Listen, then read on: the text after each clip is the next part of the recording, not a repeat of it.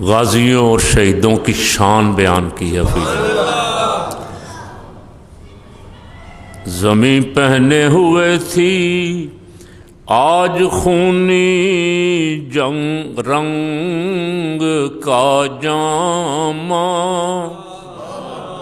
زمین پہ خون بہا ہوا تھا، ادھر 14 صحابہ کرام کا، ادھر 70 کافروں کا۔ زمین پہنے ہوئے تھی آج خونی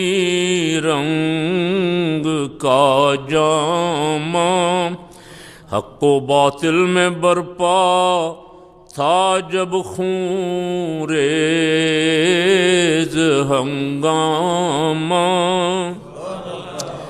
یہ پہلی جنگ تھی صاحب دلوں اور بدنہادوں کی،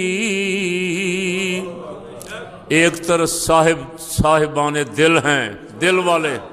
دوسری طرف بدبخت اور بدنہاد ہیں۔ مسلح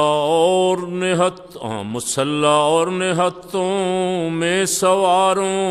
اور پیادوں میں، ادھر سینوں میں کینہ تھا، شقاوت تھی، عداوت تھی، ادھر ذوق شہادت اور ایمان کی حلاوت تھی، ادھر ذوق شہادت اور ایمان کی حلاوت تھی، پڑا تھا خاک و خون میں جس جگہ ابو جہل بدتینت، وہیں کچھ پاک لاشیں تھے لباس عشق کی زینت، سبحان اللہ۔ نہ بردارا تھے کافر جمع ہو کر، متحد ہو کر، ابو جہل لعین کا بدلہ لینے پر بضد ہو کر، جو غیرت مند راہ حق میں تھے مصروف جاں بازی، اب تک ان کا ہو گیا، اب تک ہو گیا ان کا اللہ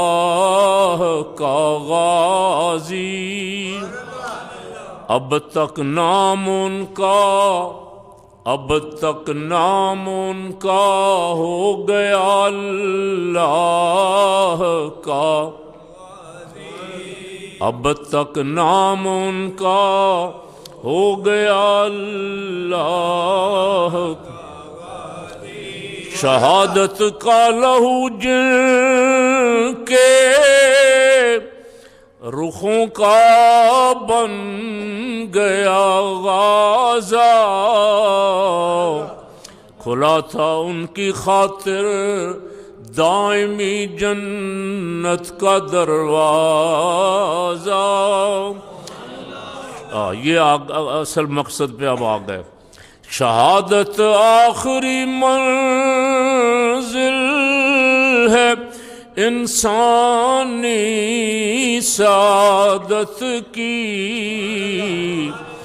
وہ خوش قسمت ہے مل جائے جنہیں دولت شہادت کی، شہادت پا کے ہستی زندہ جاوید ہوتی ہے، یہ رنگی شام صبح عید کی تمہید ہوتی ہے،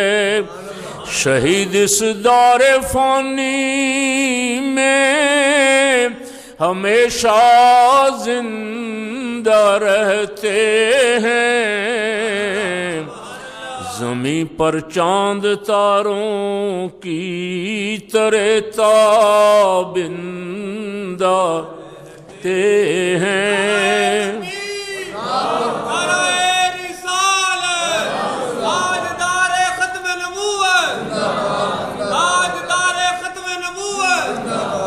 زمین پر چاند تاروں کی طرح تابندہ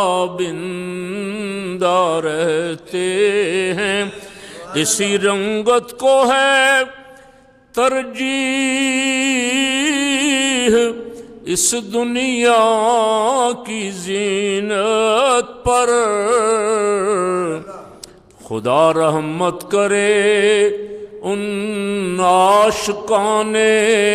پاک طینت پر۔ یہ شعر اکثر بزرگوں کی قبروں پہ بھی لکھا ہوتا ہے،